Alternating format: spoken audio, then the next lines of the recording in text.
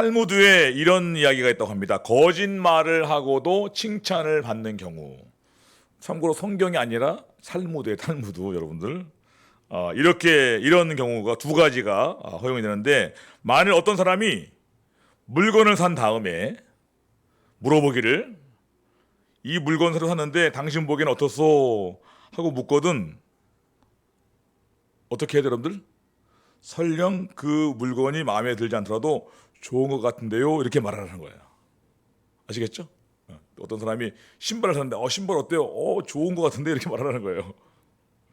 또 친구가 결혼을 해가지고 그 아내를 소개할 때 아무리 그 아내가 못생기고 깔끔한 구석이 없어 보여도 무조건 그 아내를 칭찬하라. 네, 이렇게 말합니다. 자네는 아주 후덕한 아내를 맞았군. 오늘 보니 자네하고 너무 잘 어울리는 것 같아. 둘은 정말 천생연분이야. 멋진 아내와 함께 행복한 가정을 만들어 보게나. 부럽네 이렇게 말하는 거예요. 내가 볼 때 전혀 그렇게 아닌데도 어떻게 이렇게 칭찬하라. 네, 이 두 가지의 경우는 이 탈무드에 거짓말하는 게 허용이 됐다고 합니다. 여러분 이게 무슨 말인지 알겠죠? 이것은 왜냐하면 이게 거짓이기 전에 사실은 삶의 지혜 있죠.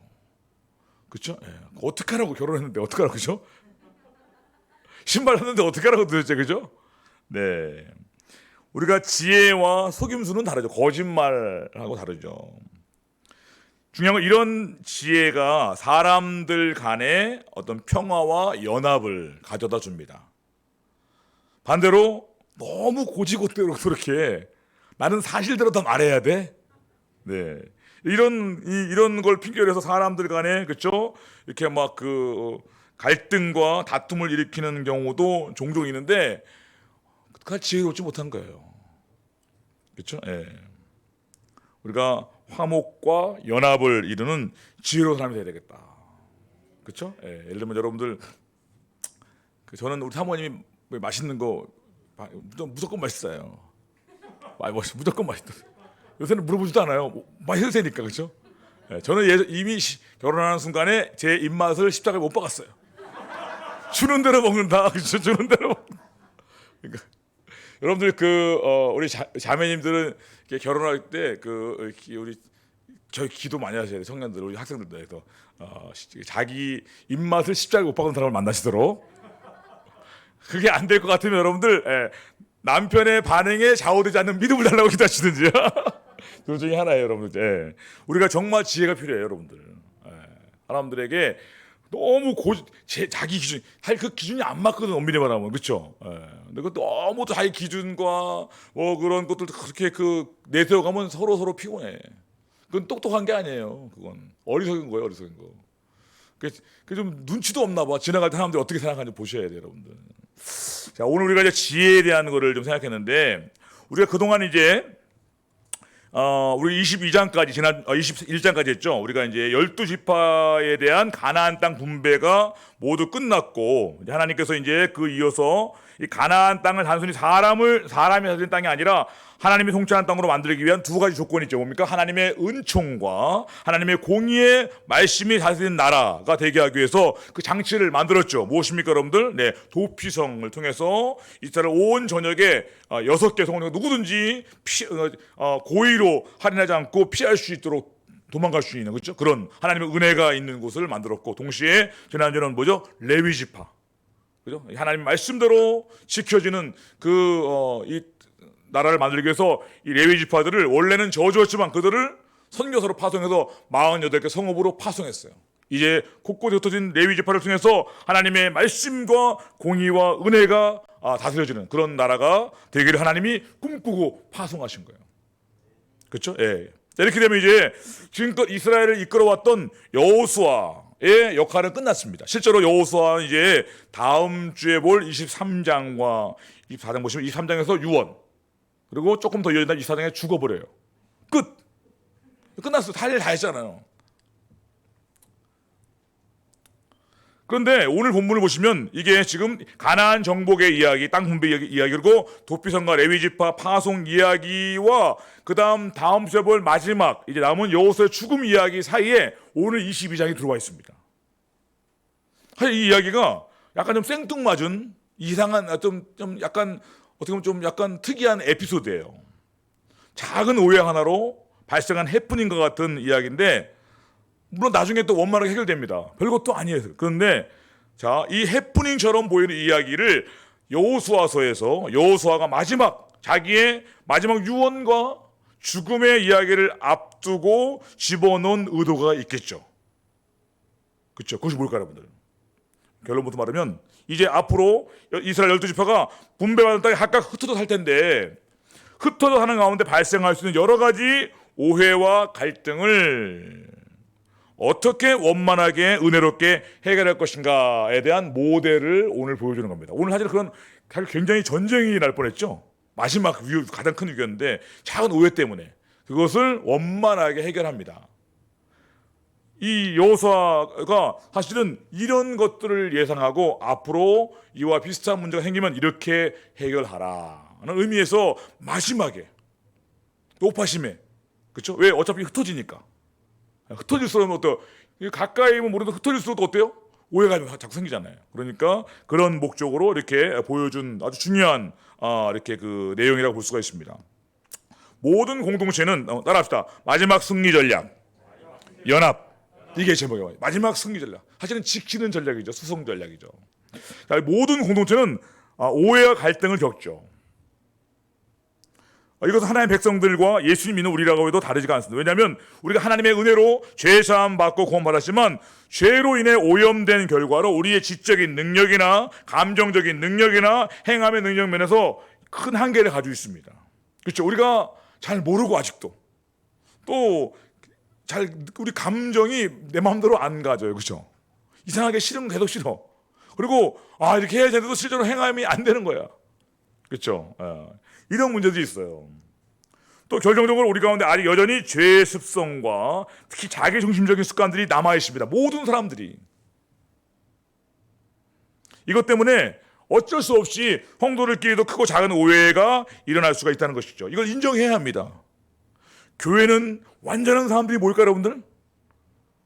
예, 지난주 소개했던 신도의 공동생활을 쓴 누구죠? 갑자기 보네포 목사님이 교회의 가장 큰 적은 뭐냐면 교회에 대해서 환상을 심어놓는 거. 그게 사실 가장 위험한 거라는 거예요. 사람들에 대해 환상을 가지는 것. 자기는 안 하면서 교회는 이래야 되는 거 아니야? 홍도는 이래야 되는 거 아니야? 자기는 안 하면서. 그렇죠? 목사님 이래야 되는 거 아니야? 그런 거 하지 마세요. 부담스러워. 그거는 실제와 성경에 말하는 실제와 다른 거예요. 이거는 마귀적인 겁니다. 엄밀히 말하면. 예수님이 여러분 로마서 읽어보세요. 로마서 바울이 지난번에 박민준 씨가 얘기했죠. 오라 나는 곤고한 사람이다. 내가 내 속에 하나님의 법을 사랑하는 또 죄의 법으로 끌려가는 내가 있는 거야. 이게 실제입니다. 우리가 로마서 7장이 아니면 크리스찬이 살아가고 있는 삶의 실제를 우리가 모르는 거야. 강이 너무 커버려. 근데 로마서 7장을 통해서 바울도 그랬구나.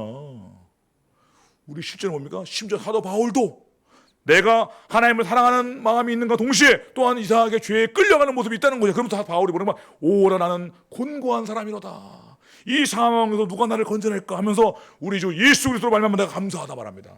왜? 내가 아무리 실패해도 내가 저지른 실수보다 더 큰 예수님의 사랑과 능력, 이것이 우리의 소망입니다. 이번 주일날 제가 설교하겠지만 여러분들 예수님 우리를 변호하셔요. 우리가 실수하고 범죄하죠? 마귀가 고소합니다. 어떻게 저를 써야 되냐고. 하나님 저 사람은 안 됩니다. 시켜도 예수님 잠깐만요. 하나님 제가 십자가에서 희생한 그 공로가 더 큽니까? 저 사람이 죄가 더 큽니까? 예수님이 더 크죠? 용서 통과 할렐루야. 물론 이제 그걸 악용하면 안 되겠지만 악용하는 사람이 있을 정도가 돼야 돼. 교회에도 사실 내가 볼 때. 그래야 진짜 은혜가 있는 것입니다. 내가 악용해야지 그런 분들 있는 것 같아요. 그렇죠? 악용해보려면 해보세요 여러분들. 어쨌든 무슨 얘기냐면 우리가 이렇게 현실적인 그죠? 우리가 이 성도들이 우리가 죄인이잖아요. 그렇죠? 용서받은 죄인이지 완벽한 사람이 아니잖아요. 근데 이상한 사람들이 제가 볼 때는 그 용서의 체험이 약한 분일수록 이상하게 너무 비현실적인 기대를 가지는 거야. 나는 가끔씩 우리 사모님 저를 칭찬할 때 부담스러워요. 목사님, 저분이 무슨 의도로 저렇게 말할까? 그렇죠? 예. 우리가 교회나 성도들이 모두가 다 여러분들이 우리가 여전히 부족함이 있습니다. 중요한 것은 그래도 이 성도들을, 이 교회를 하나님이 특별히 사랑하셔요. 아멘. 그래서 교회인 것입니다. 하나님의 은혜가 있기 때문에 교회인 것이죠. 아멘. 자, 문제는 이렇기 때문에 우리가 크고 작은 오해를 있을 수 있다는 것이죠. 자, 참고로 사도행전을 보시면 사도 바울이 맨 처음에 자기를 교회로 인도해주고 직접 자기를 양육해주고 그 다음에 심지어 1차 선교 여행 때 함께 동행했던 누구죠, 여러분들? 바나바. 그리고 해가족 사역을 우리가 유명한 게 바나바 사역, 바나바 사역. 바나바가 바울을 교회로 인도했거든요. 이 바나바와 함께 했는데 나중에 보면 사도행전 15장에 이 바나바와 큰 싸움을 하고 헤어집니다. 성경은 너무 리얼해요, 그렇죠? 이게 거짓말이면 저는 같은 그런 거 삭제. 좋은 것만 보여줘야지, 그렇죠? 다윗이 바세바를 범했다 왜 그런 걸 넣었어, 그렇죠? 네. 진짜이기 때문에. 자, 왜 싸우냐면 그 당시 이유는 뭐냐? 바나바의 조카인 마가 요한이라는 사람이 있는데 이 사람이 1차 선교 여행 때 바울과 바나바와 동행합니다. 그런데 중간에 밤빌리라는 곳에서 어려워서 도망가 버렸어요. 난 집에 가겠다고. 가버린 거야. 선교지 갔다가. 이 바나바가 나중에 이제 2차 여행 하는데 이 바나바 바울이 다시 출발하거든. 그때 바나바는 다시 자기 조카를 데려가려고 그래. 마가를. 근데 바울은 절대 반대. 왜? 중간에 선교하다가 도망친 사람 절대로 우리 선교팀에 받을 수 없다 해가지고 두 사람이 논쟁하다 크게 다퉈버려요. 싸워버려요. 읽어보세요. 크게 싸우고 그러다 정확히는 크게 싸우고. 그래서 결국은 둘이 헤어져요. 각기 갈라집니다. 갈라섰다고 되어 있습니다. 심지어 선교사들도 갈등이 있다. 그런데 하나님께서는 그런 갈등도 합력해서 선을 이루시고 나중에 바울이 이 마가 요한을 다시 받아주고 함께 동역하는 좋은 관계가 됩니다. 바울이 쓴 이 서신서를 보시면 골로새 이런 말씀이 있습니다. 골로새 4장 10절에 나와 함께 갇힌 아리스다고와 바나바의 생질 마가에 대해서 너희가 명을 받았으니 그가 이르거든 영접하라. 누구를 말하죠? 바나바 사도행 15장에 싸웠던 바나바의 조카 마가를 너희가 영접해달라는 거야. 이미 바울과 화해를 했어요. 또 디모데후서 4장 11절 보시면 대만은 세상 사랑에서 알아버리고 데살로니가 갔고 그레스게는 갈리디아로 갔고 디오드는 달마디아로 갔고 누가만 나와 함께 있느니라. 내가 올 때 마가를 데리고 오라. 그가 나의 일에 유익하니라. 디모데에게 말하기를 다 도망갔다는 거야. 누가가 많았고. 그러니까 그 마가를 데려오라. 나는 마가가 좋다는 거지. 빌레몬서에 보시면 또한 나의 동역자 마가 아리스다고 이렇게 나옵니다. 뭐요? 마가가 나중에 누구 뭡니까? 그 당시에는 사도행전 15장에서는 초창기인데 바울 선교에 이 마가 때문에 바울이 막 화를 냈었지만 나중에 이 마가를 다시 용서했어요. 자기의 아주 든든한 동역자로 삼았습니다. 관계가 완전히 회복된 것이죠. 중요한 바로 이것이 복음의 진짜 능력이라는 것입니다. 아멘. 네, 그리고 바로 이것이 우리가 성도들이 믿음 안에서 경험해야 할 복음 안에는 진짜 용서와 포용의 모델이 이거예요. 싸울 수도 있지.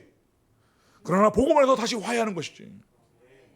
아멘. 네. 그리고 참고로 바로 이 바울과 화해했던 함께 동역했던 바로 이 마가가 우리가 읽고 있는 마가복음의 저자입니다. 가장 먼저 쓴 복음서 마가복음. 바울과 화해하고 바울과 다시 용서하고 함께하는 바람에 마가가 용기 내서 첫 번째 복음서를 쓰게 된 것입니다. 교회는 완벽한 사람들의 역사가 아니에요. 부족하지만 함께 복음 안에서 연합하고 용서하고 화해하고 다시 동역하는 사람들의 역사였습니다. 아멘. 앞으로도 그럴 것이에요.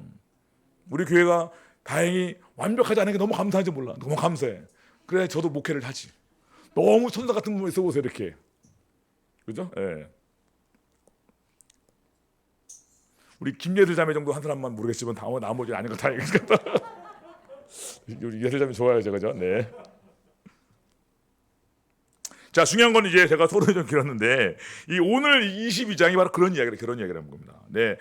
요단강 동편에 미리 먼저 땅을 분배받은 이 루벤과 갓 지파, 므낫세 반 지파가 이 사실 이제 전쟁을 마치고 요단 동편으로 돌아가는 과정의 이야기인데, 이때 있었던 작은 행동 때문에 이 동족 간의 전쟁의 위기까지 가게 되죠.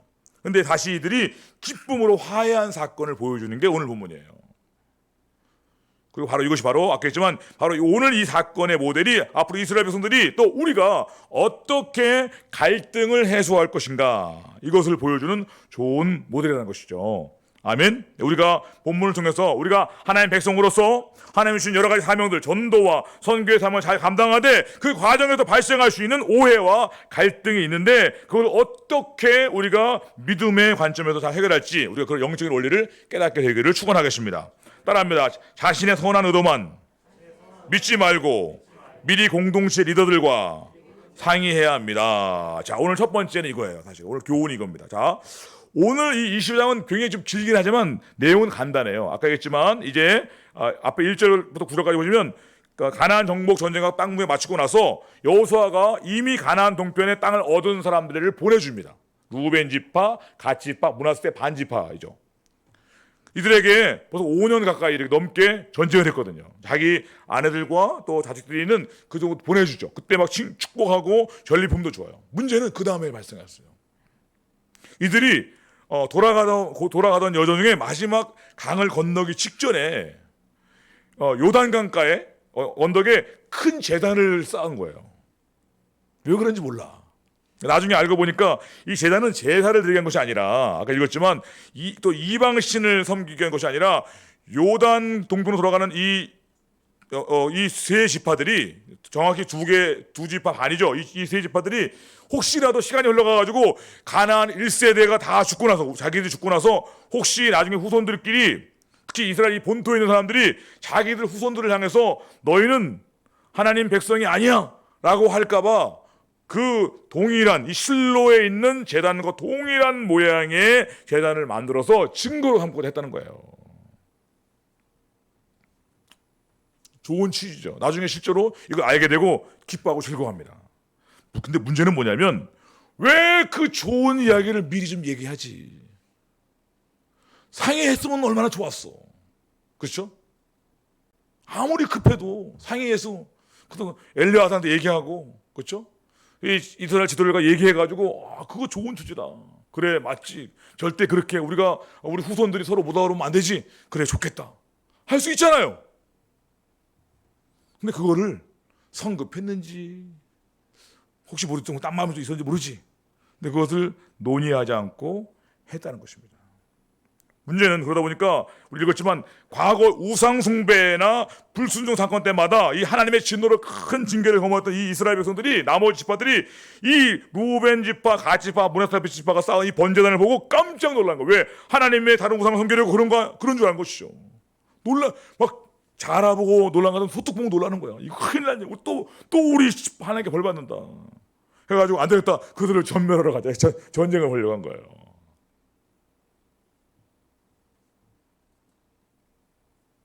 네, 우리가 다시 말하지만 아무리 좋은 의도이죠. 나중에 칭찬받습니다. 좋아하잖아요. 읽었지만. 그런데 우리가 그 좋은 의도였는데 미리 상의하지 못해서 불필요한 오해와 오해 때문에 오는 그 갈등을 야기한 것이죠. 그런 것들을 우리가 줄이기 위해서 미리 공동체와 또 리더들과 상의하는 게 중요하다. 이게 지혜입니다. 지혜. 성적이 좋은 것도 중요하지만 지혜가 있어요. 지혜가. 특히 교회에도 마찬가지. 사람들이 있기 때문에, 그렇죠? 예. 이 교회 안에서도 좋은 의도 여러 가지를 해도 교회 안에 다양한 사람들이 다양한 생각으로 또 다양한 사역을 하다 보면 반드시 오해가 있을 수 있다는 것이에요. 여기 아직 천국이 아니잖아요. 천국을 소망하는 사람들의 모임이지, 그렇죠? 천국은 아니잖아, 아직, 그렇죠?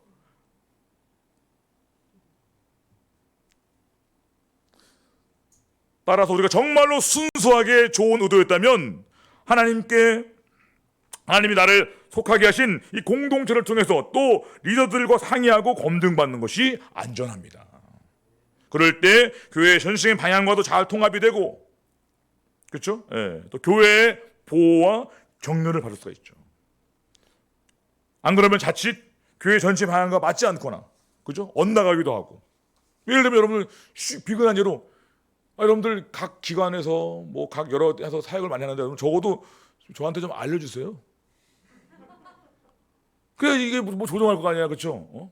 이번 주에는 이런 행사가 있는데 본당에서 그러면 우리 교회가 아무리 뭐 이렇게 뭐 많지 크지 않아도 나름 행사가 많잖아요, 그렇죠? 조정을 해주고 해야지. 그냥 그러면 나중에 그냥 한다랑 모인다랑 그럼 어떻게 돼? 참 난감하고 별것도 아닌 것 때문에 난감하단 말이지. 그게 지혜롭지 못한 거예요. 그게 잘하는 것 같지만 지혜롭지 못한 것입니다.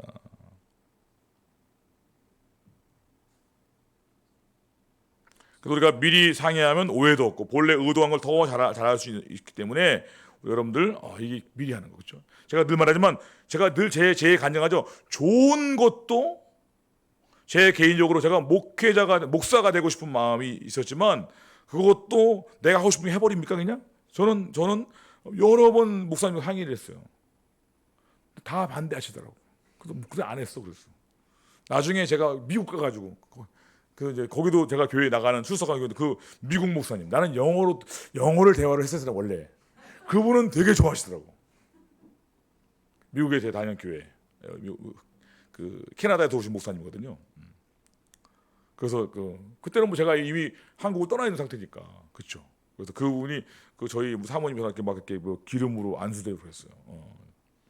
저는 제 개인적으로 제가 목사가 된 게 내 마음대로 한 게 아니야. 나는 3번이나 커트를 당했어. 나는 아닌가 보다 싶었는데 마지막에 다시 하나님이 마음을 주셨는데 그 하나님께서 기뻐하시는 그런 축복을 받고 내가 이렇게 신학교를 갔어요. 여러분 정말 좋은 것도 왜 그 좋은 거를 상의도 안 해? 그죠? 선교도 마찬가지인데 타병에 나타나는 선교사 파송은 원래 교회가 파송하는 모델이에요. 이게 제일 좋고 안전해요. 제가 교회 개척 보니까 저는 이게 그런 절차 없이 제가 그냥 교회 개척했잖아요. 물론 이제 특별한 경우도 있어요. 근데 고생 많이 해요. 물론 특별한 경우도 있지만 가능하면 여러분 이 선교는 교회가 하는 거예요. 개인이 막 돌아다니는 게 아닙니다, 여러분들 그게. 목회자도 마찬가지고. 그렇죠? 이런 것들이 우리가 잘 이렇게 해야 되겠다. 따라합시다. 선한 의도만 믿지 말고 미리 공동체 리더들과 상의하라. 아멘. 이게 이제 우리가 배울 지혜라는 거예요. 여기서 필요 없는 갈등이 나온 거 아닙니까? 두 번째로 합시다. 섣불리 단정하지 말고 충분히 조사한 후에 최종 결정을 내립시다. 네, 이것도 중요한 교훈이죠. 자, 이 10지파가 그 이야기를 듣고 어떻게 들었는지 막 격앙된 거예요. 그래서 바로 전쟁을 벌려고 한 거죠. 근데 다행히 이때 전면전을 벌이기 전에 우선 각 지파에 한 명씩 10명의 지도자를 선발해서 그 사람들을 좀 만나고 와라 이렇게 한 거예요. 참 다행이죠 이게. 그래서 사실을 확인한 다음에 전쟁을 해도 하자. 가서 이제 그 요단강 루벤 가치파 문하세파에 가서 상황을 물어보고 지금 어떤 우려를 하고 있는지를 이제 얘기를 해줘요. 그러자 루벤 지파 가치파 문하세파 깜짝 놀라서 그거 오해라고. 오해를 만들지 말았어야지. 그치? 근데 오해라고 합니다. 그래서 오해가 그 상황을 왜 했는지 설명하죠. 오해가 풀렸어요. 자, 중요한 건 뭐냐면 이렇게 우리가 바로 이런 접근이 필요하다는 거예요. 뭐냐면 우리가 앞으로 이 공동체가 흩어져 사는데 서로 연합하고 함께하기 위해서는 반드시 이런 절차를 밟는 의사결정의 모델이 필요하다. 어떤 거요? 먼저 흥분하지 말고 먼저 좀 충분히 조사한 다음에 그리고 결정을 늦지 않는 것이지. 만약 이런 조사 과정 없이 몇몇 흥분한 사람들의 막 이야기 듣고 막 싸웠으면 어떻게 했을까요? 다 이겨놓고 자기끼리 싸워서 사라지는 거야. 여러분들 적을 싸워 이기는 게 어려운 거 아니에요. 정말 어려운 거는 우리 안에 내분이죠, 그렇죠? 큰일 날 수 있는 것이죠. 돌이킬 수 없는 실수가 있었겠죠. 네, 우리도 마찬가지로 전부 다 실질적인 것인데 교회 안에서도 함께 공동체로 함께 생활하고 함께 살아가다 보면 반드시 크고 작은 오해가 생기는데 특별히 사람들이 각자 살아온 방식이나 사고 방식이나 행동 방식이나 가치 기준이 다르죠. 그래서 우리가 어떤 특정 행동이나 어떤 말을 들을 때 자칫 그 사람의 진짜 의도와 달리 자기 기준으로 자기 생각으로 판단하기 쉽다는 것이에요. 이게 여러분들 MBTI나 디스크만 해도 알 수 있어요. 다 자기 기준으로 보는 거야. 근데 그런 경우 본의 아니게 오해와 갈등을 일으키죠. 중요한 건 누구나 그런 가해자가 될 수 있고 누구나 그런 피해자가 될 수 있다는 것이에요. 나도 가해자가 될 수 있어요. 피해자도 되겠지만, 그렇죠? 예. 즉 내가 본의 아니게 다른 사람에게 불편한 감동을 줄 수 있고 또 내가 다른 사람의 행동이나 말을 너무 왜곡하거나 과장되게 오해할 수 있다는 것이죠.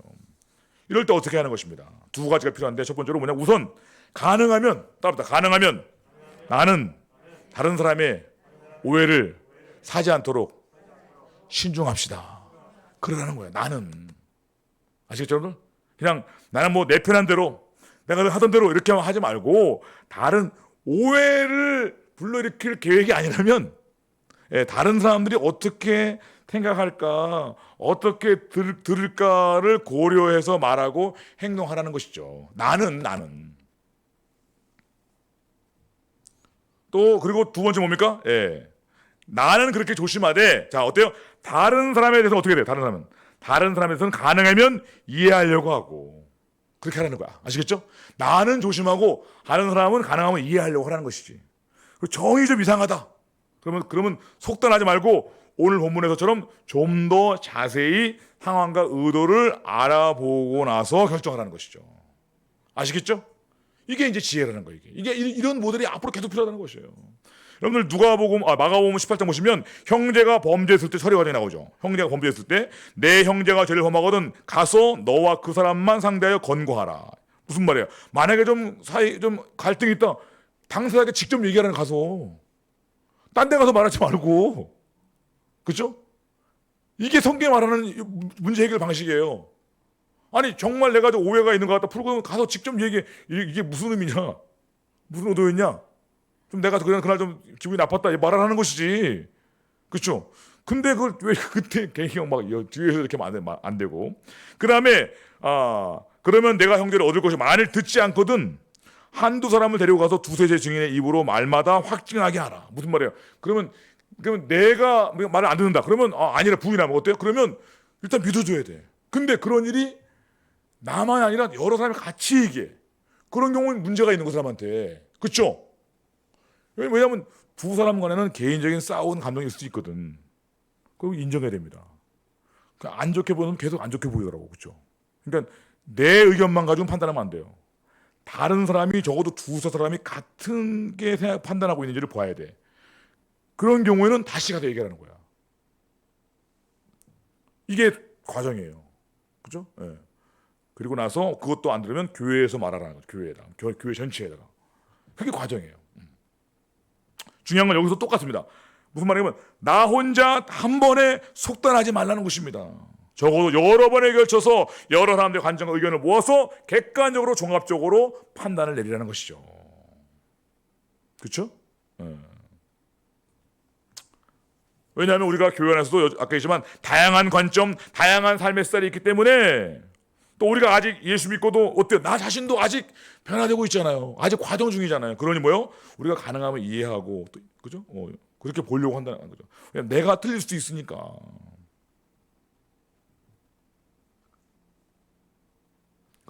가장 중요한 것은 이 모든 과정에서 1차 우선적인 목적이 뭐냐면 서로 이해하려고 하는 것이지 판단하고 정죄하고 단죄하려는 게 아니라는 걸 유념하셔야 돼요.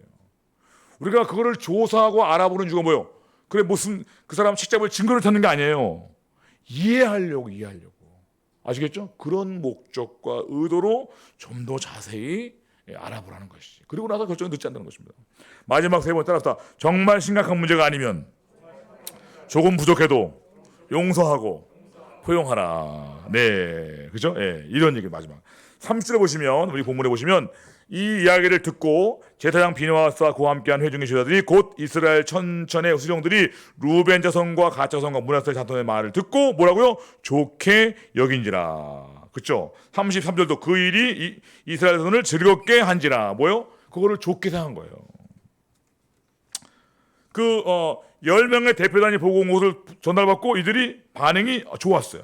지금 보세요. 이들이 이 루벤, 갓 지파, 므낫세 지파의 행동이 그걸 오해했구나. 물론 일부 잘못한 게 있지만 그걸 오해한 걸 인정하고 그걸 좋은 의도로 받아주었다는 것입니다. 특별히 계속해서 이들이 영원히 그리고 후손들까지 하나님의 백성으로 하고 싶은 좋은 의도. 얼마나 좋은 거예요. 그렇죠? 그러니까 그걸 인정해 줬어요. 그랬구나. 따라합시다. 그랬구나. 한 번 더 그랬구나. 네. 그래서 하나님을 찬송하면서 다시는 전쟁을 거론하지 않기로 결정을 하죠. 네. 무슨 말이에요, 여러분들? 루벤 지파, 갓 지파, 므낫세 지파가 비록 일정 부분 말씀을 어긴 건 있습니다. 왜냐하면 이 중앙 성소 외에는 만들지 말라고 했거든요. 근데 그러나 본의 아니고 이 본의가 아니고 또 좋은 의도로 한 것 때문에 용서하고 포용하기로 결정한 것입니다. 안 그러고 그래도 그렇지 이렇게 안 되잖아 나쁜 놈들 하지 않았다는 것이에요. 왜? 이렇게 해야만 이 공동체가 연합이 되고 유지가 되는 것이죠. 네, 우리 마찬가지로 교회에서는요. 어떤 사람이 아직 신앙적으로 인격적으로 미숙해서 본의 아니게 잘못된 선택을 하거나 심지어 잘하려고 하는 의도였는데 결과적으로 실수했어. 어떻게 해야 돼요? 물론 잘못은 잘못이지. 그러나 그게 너무 심각한 문제가 아니라면 조금 부족해도 용서하고 포용하는 게 필요하다는 것이에요. 좀 봐주세요. 저도 좀 봐주시고. 정말 여러분들 뭐 심각한 무슨 그죠? 예. 교회는 이렇게 은혜와 용서가 흐르는 곳이 되어야 합니다. 이게 교회입니다. 너무 철두철미하게 심지어 꼭 필요한 것도 아닌데 자기 기준과 잣대로 하나님을 판단하고 정죄하는 것은 하나님의 은혜의 관점에서 볼 때 적절하지 않아요. 우리 하나님은 은혜의 하나님이십니다. 더 잘못된 것은 심지어 자기도 허물과 문제가 많은데 자기 잘못은 돌아보지도 않고 비교를 해도 꼭 어떻게 비교해요? 제가 늘 말하지만 자기가 제일 잘하는 거하고 남 제일 못하는 거랑 비교해. 자기만 제일 잘났어 그래가지고. 그런 태도는 연합을 방해한다. 아시겠죠? 에베소 나오잖아요. 그리스도께서 너희를 불쌍히 여기신 같이 너희도 서로 불쌍히 여기라. 우리 여러분들 하나님의 용서가 아니면 다 여기 감히 앉아있지도 못한 사람이에요. 그렇잖아요. 그러니 서로 저 사람 부족해 보이시죠? 그러니까 하나님의 은혜가 필요한 거예요. 그러니까 교회 와야 돼. 안 그래요? 나도 와야 되고 교회. 여러분도 삶이 힘드시잖아요. 나의 안 변하는 것 때문에. 그렇죠? 그분도 힘들어요. 이해해 주세요. 이런 자세가 필요하다는 것이죠. 제가 볼 때 그렇게 볼 때 마지막으로 제가 볼 때 한 가지는 이 루벤 지파와 갓 지파와 므낫세 지파를 만나고 돌아온 이 10명의 지도자들이 굉장히 훌륭한 것 같아요. 이 사람들이 전달해준 이야기를 듣고 나머지 지도자들과 여호수아와 엘리야설이 기뻐했거든요. 그렇죠? 만약에 이 10명의 사람들이 보니까 와가지고 부정적인 얘기 해주는 거야. 아, 쟤들 나쁜 애들 같아 보니까. 그래도 그렇지 뭐 어떨까? 이렇게 영향받아요. 이게 좀 중요한 거냐면 이 중간에서 역할을 하는 사람이 굉장히 중요합니다. 그렇죠, 여러분들? 예. 뭐 고부간의 갈등 그런 거 있잖아요. 남편이 역할 잘해야 되고 또 신우이. 신우이들을 가지고 계신 분 계시죠? 신우이시거나 이 막 갈등을 이렇게 막 하잖아요. 그렇죠? 여기 가서 이 말 듣고 막 안 좋은 말 전해주고 막 싸움 붙이는 거야. 싸움 붙이는 거야. 만약에 이 사람들이 부정적으로 보고 이상하게 보고 했다면 아마 일이 더 커졌을 것입니다. 그래서 우리는 이렇게 이들이 화해와 연합을 일으킨 거예요. 아멘.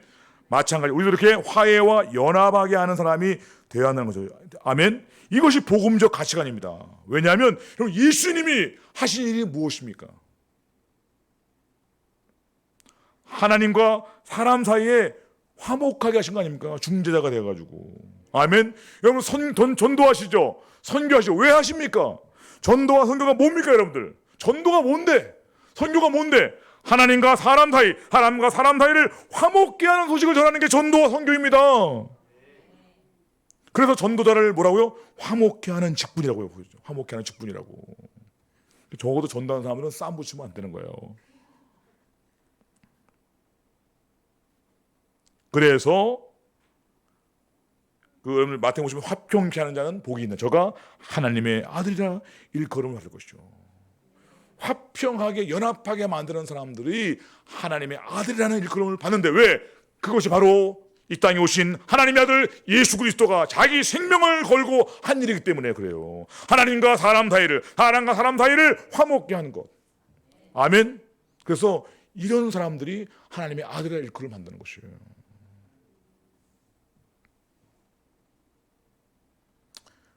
네, 참 다행히도 그런 일이 일어났어요. 그런데 안타깝게도 우리가 나중에 사사기를 보겠지만 이제 이어서 이렇게 오늘 보면 오해를 잘 풀고 계속 연합을 잘 이루던 이스라엘 백성들이 결국 이제 사사기 가면 결국 연합이 깨지게 돼요. 그리고 연합이 깨질 때마다 주변 민족들로부터 공격을 당합니다. 고통을 많이 당해요. 그러다가 이들이 다시 회개하고, 물론 연합이 깨지는 것은 죄 때문에 그러거든요. 사실은 자기중심주의 때문에 죄도 짓고 깨지는 거예요. 연합이. 그죠? 근데 이들이 회개하고 돌아가 못하면 다시 또 그들을 물리쳐요. 이게 계속 반복됩니다. 무슨 말이에요, 여러분들? 연합이 능력이라는 것입니다.